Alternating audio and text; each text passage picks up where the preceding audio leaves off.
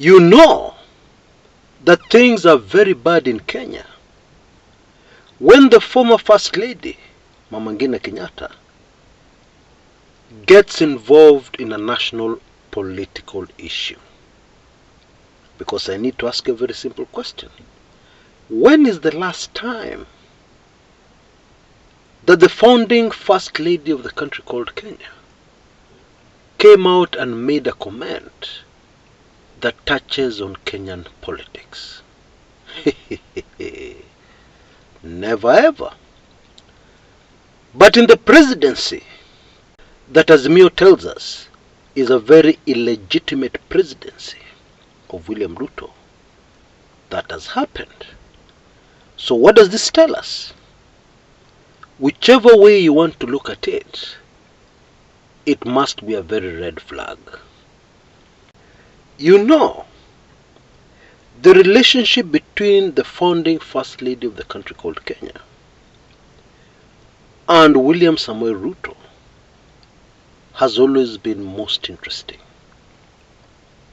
Now, on an open channel like this one, there's not very much we can say about some sensitive issues such as this one. But let me put it like this. In early 2017, when we were preparing for the general elections later that year, those of us who are around, I want you to cast your mind back, already could see a very heated battle developing between the then Deputy President, William Samoei Ruto, and the son of Kenya's second president, Gideon Moi. And some of these shouting matches, political shouting matches, were happening in the presence of President Uhuru Kenyatta. I'm sure you remember that. And Kenyans were puzzled. They were asking themselves, why doesn't the President Uhuru Kenyatta, put his foot down and call for order? Well, we now know the answer to that question. But what I want to draw your attention to was the meeting Mama Ngina Kenyatta had with former President Moi at his Kabarak home that got tongues wagging, because we were going to a general election. So what was the former First Lady doing? Visiting former President Moi. Many analysts, including yours truly, read politics into that meeting. Nothing but politics linked to the general elections later that year. But what was most interesting was the reaction of the DP Ruto camp. They were livid. And of course at the time, many Kenyans could not understand why. Yeah, because to them, the First Lady was not involved in politics. The founding First Lady. Don't you think it was very telling that when there was a problem, a simmering problem, yeah, which was in the public domain, between Ruto and Gideon Moi, don't you think a meeting like that would have raised political temperatures and interfered with the unity within the Jubilee Party just a handful of months into a serious presidential election and a general election? And we also know that many of the things which have been done by the UDA administration, Ruto's administration, seem to be like revenge, yeah, hitting back at past encounters where it was felt that the then Deputy President was treated badly. Bottom line, while we know that there are very many prominent people in Kenya who are not each other's favorite person, we also know that this is not always made obvious. This does not come out into the open. And therefore, this speech by the founding First Lady recently about the attack on the family, yeah, the allegation that they don't pay tax, that they have some certain waivers, yeah, and the insinuation was that these waivers are outside the law. That one seems to have really provoked Mama Ngina Kenyatta for her to come out and speak so openly and so forcefully and so emphatically about this issue. And to any keen observer, that has to be a very serious red flag. Yeah, red lights flashing non-stop for any administration and for any presidency in the country called Kenya. Because if this old grandmother, much respected, indeed somebody who's got the credentials of a freedom fighter, yeah, because she was held by the colonialists, yeah, before independence, for such a respected figure within Kenya, an elder if you like, to come out and speak like that, in many African customs, it would be taken as a curse on the younger person. It would seem that the whole game plan may have been, yeah, within UDA, may have been to try and drum up public support and hatred towards the former first family, the Kenyatta family, by mentioning the issue of taxes and the family not paying taxes, allegedly. And if indeed that was the whole idea, it has backfired very badly. Because virtually all Kenyans who have come out to speak about this, right across the board, are in support of our national grandmother.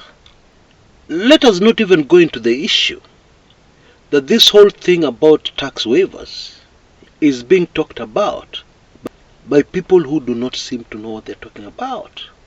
Because the way they are talking, it would seem that they're talking about death taxes. The taxes that are normally required of an estate when a person passes on.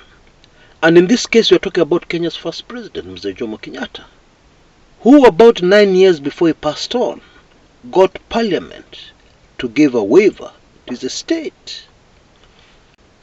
But even more significant is that this tax, yeah, on an estate of a deceased person was completely abolished in Kenya in 1982.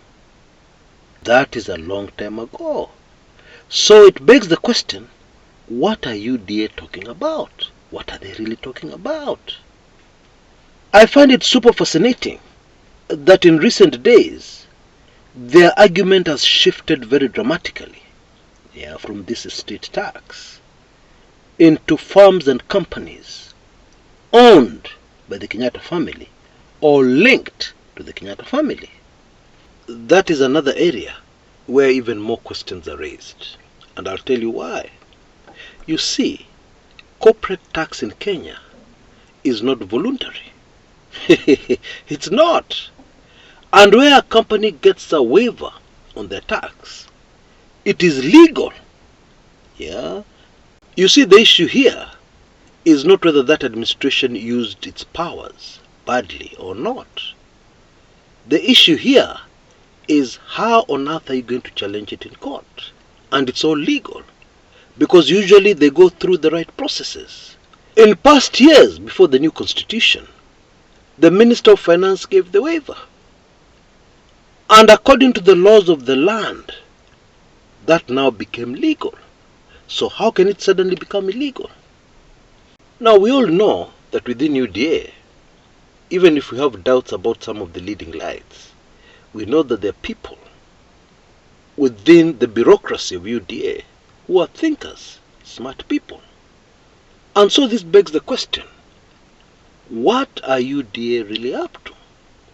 Well, one theory is that these are diversionary tactics, because you notice every day there's been a new tax story.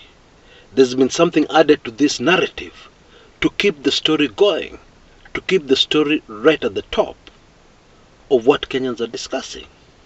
And the theory goes, this is being done to divert attention from the damning revelations of the IEBC whistleblower.